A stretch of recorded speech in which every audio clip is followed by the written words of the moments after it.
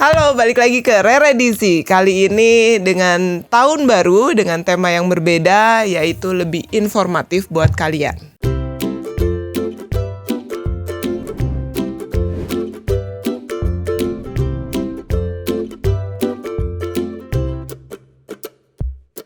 Hi there, welcome to my channel. Meet ordinary people with extraordinary stories. If you like this video, hit the like button. And if you want to see more, press the subscribe button as well. Enjoy!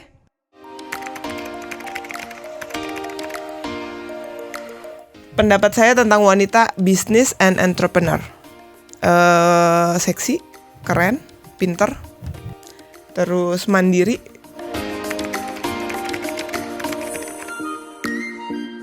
Mau jadi entrepreneur, mau jadi pebisnis, baik itu bekerja, kayaknya udah satu keharusan sebagai wanita sekarang.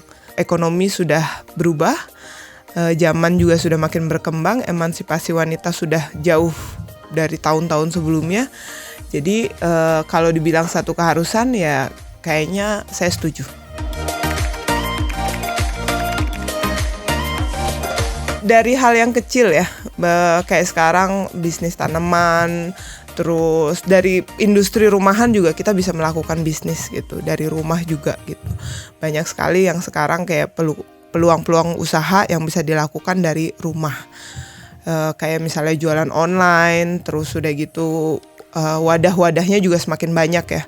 Kayak marketplace, terus online, sosial media juga jadi bahan sekarang untuk bisa wanita memulai usahanya dari rumah.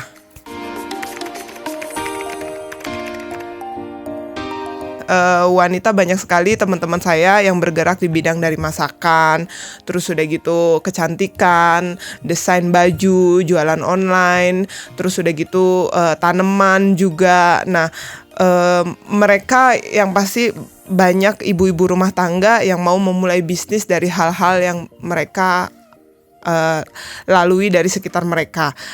Simple thing mungkin bukan simple ya, memudahkan buat mereka juga punya hobi, punya kegiatan sehari-hari yang bisa mereka lakukan dan di-share dan dijual, dan itu jadi bisnis juga. Dan tidak sedikit mereka juga lumayan meraup kesuksesan.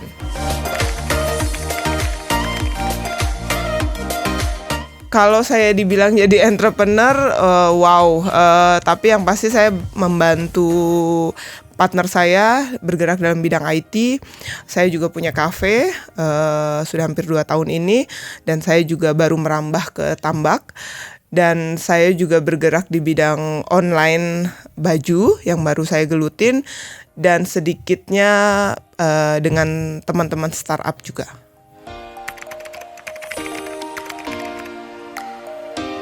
Pendapat saya pribadi yang pasti challenging, karena setiap usaha yang saya gelutin sangat berbeda. Satu dengan yang lainnya tidak saling menyatu, bidangnya berbeda juga, kondisi lapangannya juga berbeda, customernya berbeda, orang-orang yang saya hadapin juga berbeda, SDM-nya juga berbeda juga. Perbedaan itu yang membuat saya merasa challenging saja.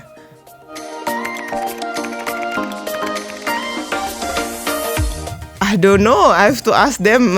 Tapi ya beberapa teman deket kayak bilang nggak capek tuh, nggak sibuk tuh, beda banget ya gitu. Gimana cara ngurusnya ya? Banyak pertanyaan seperti itu.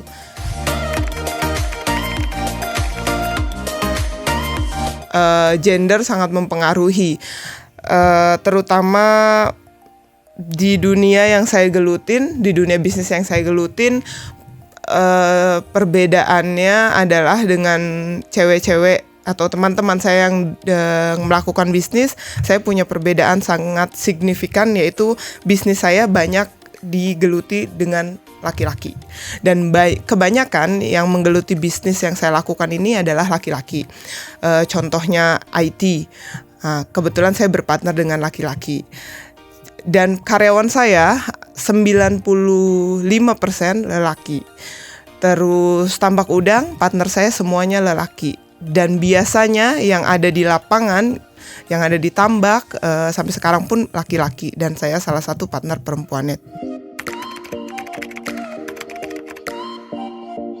Bergelut bisnisnya ya pada normalnya sih, mungkin kalau saya sih sudah bertahun-tahun melakukan bisnis dengan partneran laki-laki semua. Jadi menurut saya normal saja yang saya lakukan. Mungkin next saya akan bawa partner saya yang berbisnis dengan saya. Apa pendapat mereka berbisnis dengan perempuan gitu. Challenging-nya yaitu ya kita harus kontrol emosional diri kita harus berpikir sama dengan mereka juga. Perhitungannya kadang-kadang perempuan lebih kayak simple thing, mereka melakukan kompleks. Kadang-kadang terbalik juga, mereka lebih simple dan perempuan lebih ke future dan kompleks gitu. Jadi dua kombinasi ini kadang-kadang good, tapi terkadang juga menjadi satu bentrok yang luar biasa di lapangan juga gitu. Dan melakukan penyelesaian masalah juga lebih kayak as a woman, kadang-kadang saya harus banyak berbicara simple. Padahal seorang wanita itu tidak simpel ya dalam menyelesaikan masalah gitu. Jadi kadang-kadang kita terlalu berbelit-belit, banyak bicara, banyak emosional, dan kadang-kadang you have to hold yourself, become simple person.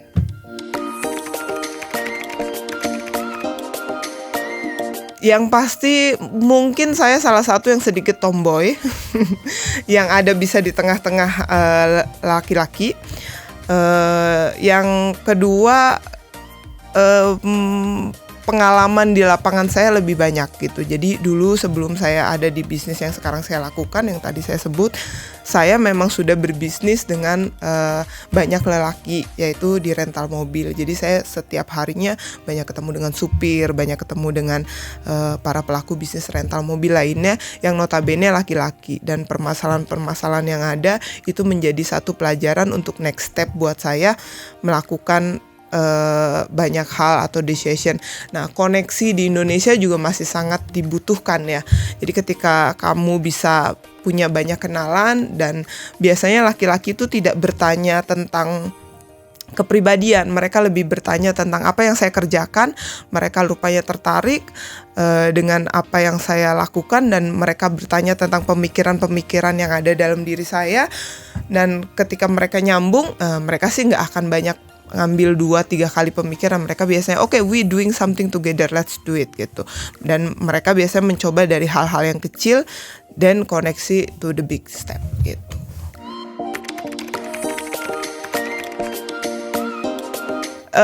Laki-laki itu gini ya, laki-laki itu unik ya.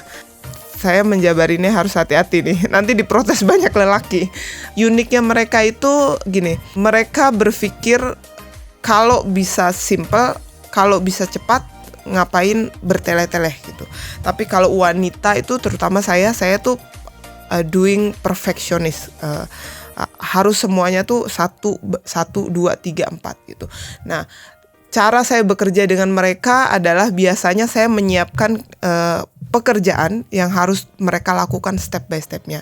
Menurut saya pribadi, bekerja dengan laki-laki itu lebih menyenangkan dan simpel. Karena kadang-kadang mereka tidak membawa emosional, tapi kitanya harus benar-benar mempersiapkan apa yang mereka harus lakukan step-stepnya. Terus lelaki itu gampang lupa. Laki-laki itu gampang lupa dengan apa yang bukan apa yang jadi target, tapi kadang-kadang mereka lupa ada step-step yang harus dilakukan untuk mencapai angka 10 gitu. Nah, saya biasanya sebagai partnership atau sebagai yang orang yang bekerja sama, saya mengeluarkan skill saya untuk koneksi bekerja bersama mereka, untuk bisa mereka ingat bahwa ada sebelum kedua itu harus ada langkah 1 gitu. Walaupun cuman 1 itu cuman loncatan gitu, tapi prosesnya harus dilaluin. Cara gua memposisikan diri, ya pasti gua banyak passion, banyak sabar, dan banyak berbicara.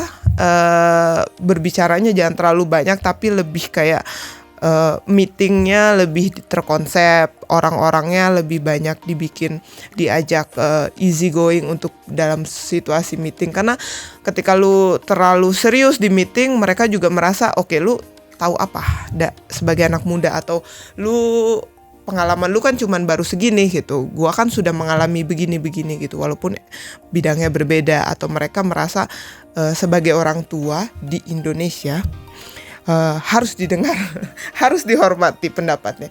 Nah, kalau saya sih sebagai anak muda atau sebagai partner yang lebih muda atau lawan jenisnya, gue lebih kayak memasukkan ide-ide gue pelan-pelan ya sama mereka, dan punya sedikit trik-trik yang notabene kita punya waktu-waktu tertentu di saat santai, memasukkan ide-ide itu dengan lebih kayak tidak memaksakan, tapi cobain deh step begini tuh kalian akan sedikit aneh dengan cara kalian yang old style, tapi will be efficient gitu. Nah, itu lumayan challenging buat saya.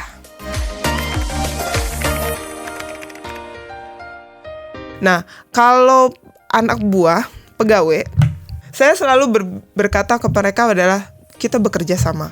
Saya bekerja dan Anda bekerja. Jadi kita bekerja sama. Jadi mereka tidak bekerja buat saya, tapi kita bekerja sama. Karena saya juga bukan orang yang pandai untuk gue tahu semuanya, gue bidang semuanya. Bahkan saya tidak segan untuk meminta pendapat karyawan, atau mungkin bertanya pemikiran mereka, atau mungkin kita bertukar pendapat bahwa bagaimana kalau kita melakukan ini gitu. Somehow arogansi, yes, pasti ada. Tapi kadang-kadang karyawan saya seperti yang tadi saya bilang, banyak anak muda. Nah, saya membutuhkan anak-anak muda di bawah saya itu berpikir sama atau berpikir lebih maju daripada saya. Karena mungkin kalau saya lihat partner saya lebih tua, tapi mungkin mereka melihat saya lebih tua. Jadi bagaimana caranya supaya pemikiran saya tidak kolot gitu, tidak old style. Jadi kadang-kadang saya bertanya sama mereka, yang saya tidak pahami juga saya meminta bantuan mereka untuk bisa sama-sama menguasai bidangnya ya. Jadi yang saya lakukan so far sih, saya berprinsip mari bekerja sama, bukan kalian bekerja buat saya sih. Dan saya biasanya banyak turun di lapangan, saya kerjakan langsung, saya ada di tengah-tengah mereka. Controlling quality juga saya ada, tetap saya lakukan. Itu yang membuat sedikit agak sibuk dan bagi waktu, tapi itu yang membuat saya menguasai banyak karakter dari masing-masing tim.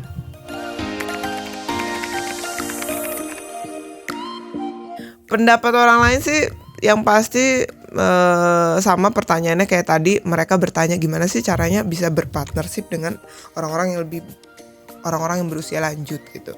Yang pasti pengalaman mereka tuh banyak, cara menangani masalah mereka tuh juga lumayan unik. Jadi kadang-kadang yang saya lakukan adalah saya belajar banyak hal dari mereka dulu, baru saya akan memasukkan ide-ide saya. Nah, pandangan orang sih berbagai macam ya. Ada yang wow, keren, ada yang memandang saya dari atas sampai bawah, ini siapanya ya? Ini simpanannya. Terus ada yang berpikir bahwa kayak lebih kayak mungkin saya nggak tahu, pendapat orang berbeda-beda ya, tapi yang pasti yang saya pernah dengar, yang pasti mereka kayak gimana caranya, mereka lebih banyak bertanya. Yang kedua kayak awal mulanya gimana, dan pertanyaan-pertanyaan itu yang pasti sedikit agak aneh buat saya gitu kan, toh saya melakukan bisnis gitu. Jadi ya come to way, ya pasti orang melakukan bisnis dengan siapapun gitu yang koneksinya oke. Menurut pendapat mereka sih kadang-kadang yang paling nyeleneh yang saya dengar sih yaitu kamu pacar ya, kamu simpanannya. Saya bilang ya enggak, I have husband and they are my partner gitu. Itu aja sih pendapat orang, I don't know.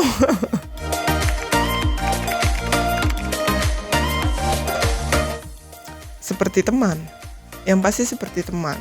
Saya tidak mau menempatkan mereka seperti orang yang tua banget. Saya tidak mau menempatkan saya juga sebagai anak muda banget yang harus dimanja, harus diapain.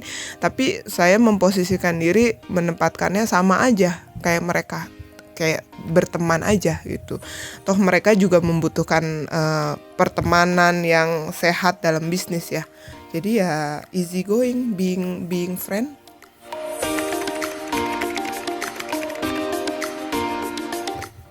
Bergaul dengan banyak orang, banyak komunitas, bisa tahu banyak pengetahuan. Jadi ketika di tengah-tengah lingkungan yang lagi ngopi atau lagi ketemu atau dikenalin, ya kamu bisa nyambung ngobrolnya. Jadi dengan adanya lu bisa nyambung sama mereka ngobrol, ya otomatis lu terbentuk dengan networking sendiri. Pada akhirnya teman-teman saya mengenalkan, oh Rere ini kenalin teman saya yang punya A, atau sebaliknya teman saya mengenalkan ke teman yang lainnya, kenalin ini Rere yang punya B gitu.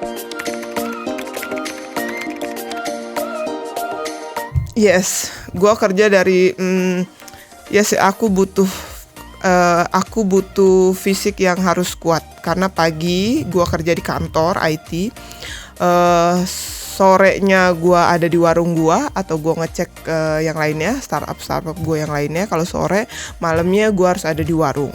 Terus sebulan sekali gua harus ada di lapangan gua di tambak. Yang pasti olahraga. Minum air putih yang banyak, itu yang gue lakuin.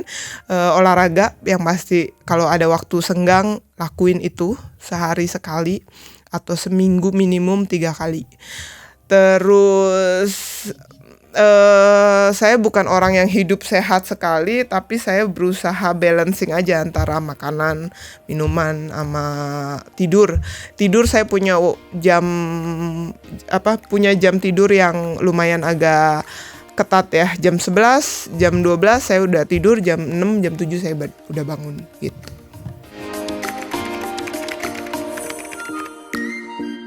Kayaknya semua bisnis juga kalau sudah besar perlu asisten ya. Tapi kalau misalnya saya sendiri, saya tidak menyebutnya asisten. Saya menyebutnya adalah tim yang harus bisa ada dimanapun saya berada. Gitu aja sih. Jadi kayak lebih, ya ada sekarang saya sudah mulai pakai asisten, tapi saya menyebutnya dia lebih harus bisa membantu saya dimanapun saya berada. Misalnya di warung, di IT, atau di bisnis baju, atau bisnis yang lain mungkin akan di lapangan juga gitu. Kayak saya pikir semua bisnis butuh asisten kalau sudah mulai membesar ya. Banyak ya. Tambak udang contohnya. Toh sekarang banyak juga perempuan-perempuan. Saya belajar dari Susi juga kan bisnisnya lumayan dengan banyak laki-laki ya. Dia juga bisa ternyata dipertambahkan. Terus perkebunan juga kayaknya perempuan udah mulai banyak bisa merambah ke sana. Apalagi dong yang biasa dilakukan pria bisnisnya. Teknik juga ya, sekarang banyak juga cewek-cewek teknik. Engineering banyak juga sekarang bisnis atau profesi ya, apapun tidak tergantung dari genre. Selagi itu dia menguasai lapangan, dia menguasai teknik, tahu akan seluk-beluk apa yang dia kerjakan, can be any profesi ya. Kalau kayak dulu fotografer banyak kan cowok, sekarang juga banyak cewek, fotografer cewek. Terus YouTuber dulu banyak kan cowok, sekarang juga YouTuber cewek. Terus banyak cewek cowok kolaborasi.